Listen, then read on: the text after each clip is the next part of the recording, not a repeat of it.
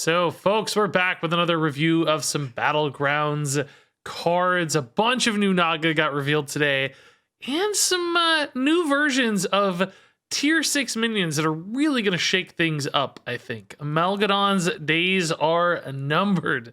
But first, let's kick it off with the new Naga. This up first is a tier 5 Naga, the Corrupted Myrmidon. He is a 2/2, but at the start of combat, you will double this minion's stats. For the golden version, that's going to triple this minion's stats, which this is really great because if you look at all of the different spellcraft Naga cards, a lot of them are buffing stats. And on their own right, you know, they don't feel like they're all that many crazy stats. You know, there's like +3 health here and there, +2 attack, those sorts of things. But when you start tripling them up, suddenly you have a key minion to put all of those spellcraft stat buffs on and really turn it into something ginormous. On top of any additional permanent stats you might be able to give this one, you can see why it would become an absolute monster of a minion and just give you that target that you need to empower so many of those spellcraft cards, basically doubling or tripling their effect in essence on the Corrupted Myrmidon. So I think this will become a really key piece for a lot of Naga builds. You get one of these, you probably stabilize really quickly off the back of it because it's going to start pumping out stats really, really fast. You don't need time to make it big. This becomes a bit of a carry unit if you find it early for that tier 5 Discover, for instance, and you go from there. So I think this will be a really important part of Naga builds for sure. And then next up here, we have the Glow Scale. This is more of a utility tier 5 Naga, but another one that I think is going to be absolutely insane.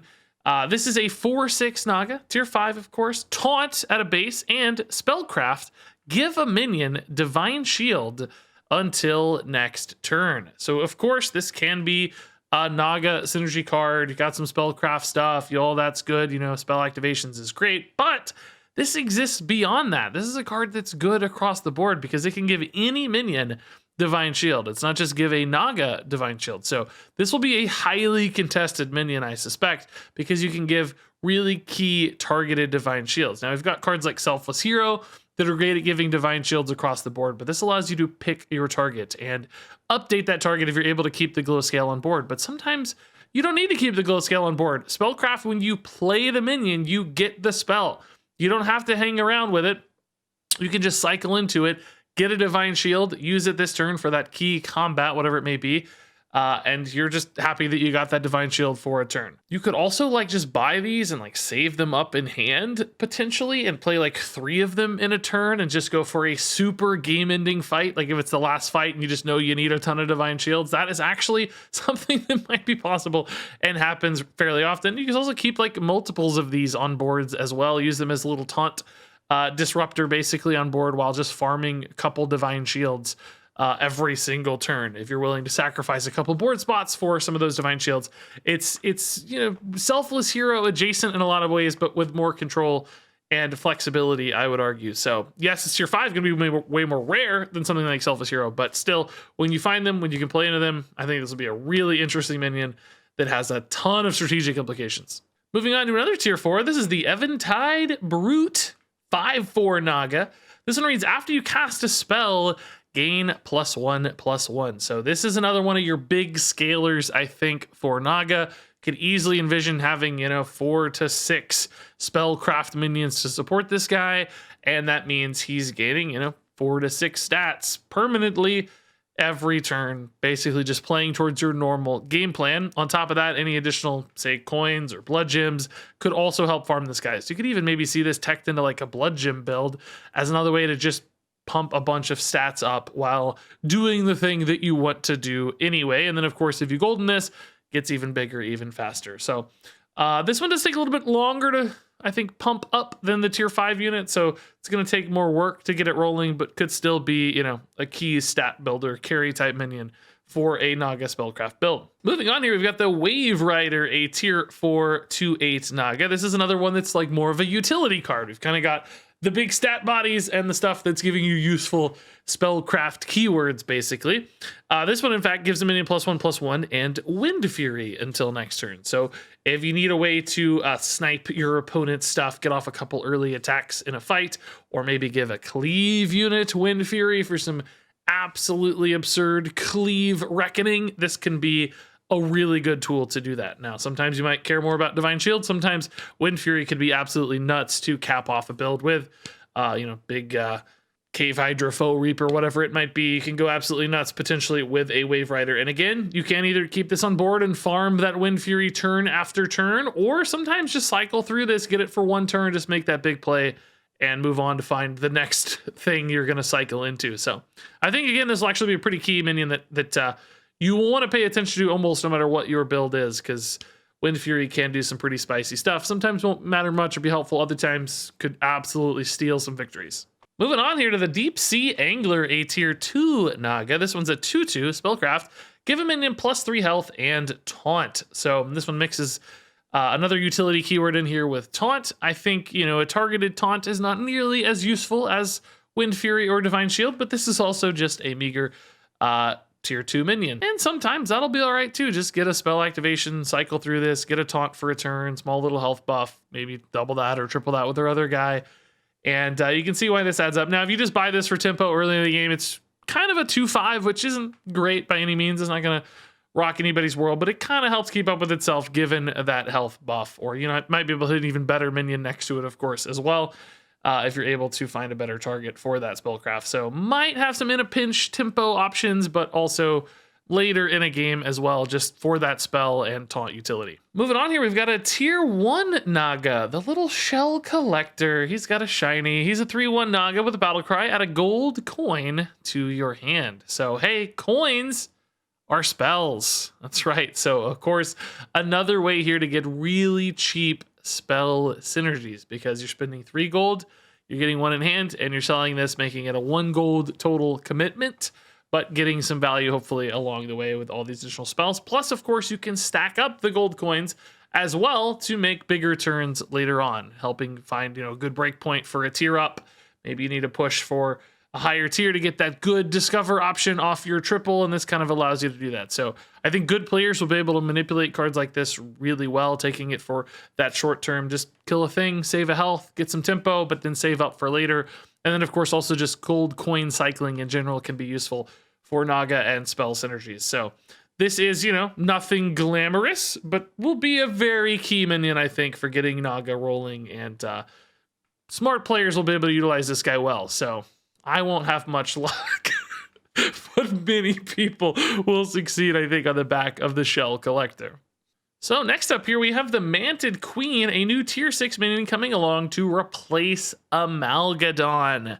And boy, is that nice to hear. AMALGADON has defined every late game build in Battlegrounds lately. It basically just kind of devolves into who's got more AMALGADONs or the better buffed AMALGADONs. And, with all the different buddies and ways to copy stuff, sometimes it's just full on AMALGADON boards battling it out essentially in the late game. But the Manted Queen's going to change that. Number one, Manted Queen is not minion typed. So that creates some limitations, obviously. It's a 5/5 by default. It has poisonous by default, which is intriguing. Kind of gives it a Myexna vibe at a base level, again with no beast tag. But also at start of combat, for each of your minion types, gain +5/+5, Wind Fury, Divine Shield, or Taunt. So essentially here, the Manted Queen is going to be changing every time, and you have to commit to a bit of a menagerie board to really support the Manted Queen, because AMALGADON, right, you can kind of buy a beast, a cheap beast, buy a cheap pirate or whatever, play the AMALGADON with a brand, farm it up a ton, and then sell those things, not commit to them, and then just play into whatever you want. But the Manted Queen, you kind of have to keep stuff around, or the Manted Queen is going to fall off and not be all that useful. I mean, poisonous at a base is not bad by any means. That can still be useful. But if you're trying to roll those like Divine Shield poisonous high rolls, it's going to demand commitment or a lot of luck, essentially, to make sure that the Manted Queen can keep up with an AMALGADON in essence. Also, of course, just not going to get crazy high stat values. You don't get 50, 80, 100 health Manted Queens like you do with AMALGADON, so it might be easier for your opponents to deal with it, even if it does get Divine Shield and Poisonous. Yes, it might kill 2 things, but maybe only 2 things and not like 5 things, because it's essentially value trading into your opponent's board. It also makes games play a little bit less around Bran as well. So in essence, I think the Manted Queen comes along and kind of fixes a lot of the AMALGADON problems and kind of strategies that all point towards Amalgadon. Games all devolve into that, basically. And Mantid Queen changes that. And I think it's still probably a good unit sometimes, but mainly for Menagerie builds that are able to actually support it and guarantee that it's going to go off and get that Wind Fury is where it's really going to shine. So maybe the return of Menagerie in a way, which Amalgadon ironically never supported, even though it was sort of supposed to. Oh, I should also note the actual Amalgam, the 3/4, is coming back to Battlegrounds. He went away a long time ago, and now he's back. So there's still going to be some all-type minion action, just not Amalgadon. It'll be just Amalgam, which is nice. And then finally here we have the Dark Glaze Elder coming along to replace Captain Flat Tusk for the Quilboar tribe. And similar style here, but different execution, essentially. Dark Glaze Elder is a 6/7, and it reads, after you spend 4 gold, play a blood gem on 4 friendly Quilboar. You see the same activation after you spend 4 gold, but you get the actual buffs on board on Quilboars, and you get more of them, frankly, right? You get 4/4 instead of just 1/1 with the Flat Tusk. But this is an important mechanical change because Flat Tusk, for instance, could go in a Naga build that cares a lot about spells, and you could just get ridiculous amounts of additional spells, probably pumping Naga way too hard and making that a bit too synergistic for Blizzard's liking for kind of a cross minion type sort of strategy. That's just speculation. I haven't seen it in action, but you can imagine that. We also have seen some like crazy pirate stuff with cycling a ton of gold where Flat Tusk, it just makes absurd numbers of blood gems, and you use Peggies to buff your board. It just all snowballs out of control. I think perhaps more important, and another big reason for this is because there are a lot of APM restrictions in Battlegrounds, actions per minute. In other words, you have to play 1 billion cards sometimes in Battlegrounds to keep up. I wonder if Blizzard's trying to rein that in a little bit just to make sure that people on like mobile devices, for instance, aren't at a huge competitive disadvantage. They're probably already at one at a base level because it still takes a lot of actions to navigate a turn. But these sorts of things would absolutely snowball out of control. And with Dark Glaze Elder, you don't have to manipulate your hand at all. It's basically buffing for you automatically. So it's perhaps a little bit easier to keep up. This is also just better support for Quilboars. It's actually a better finishing tool for late game Quilboars. Instead of just getting 1 blood gem, you're actually getting 4 for more total buff action. So this could shore up Quilboars in the late game as well, which I think all in all sounds like a really nice change. That said, those are the latest Battlegrounds minions. I feel like after seeing this batch, I'm seeing Naga come together. After that first batch, I was like, man, I don't know, this doesn't feel all that good.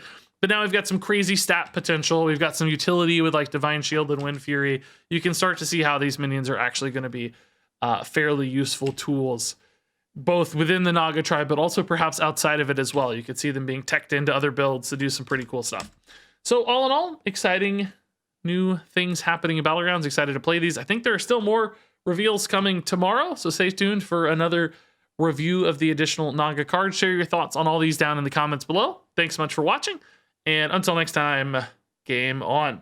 Step aside.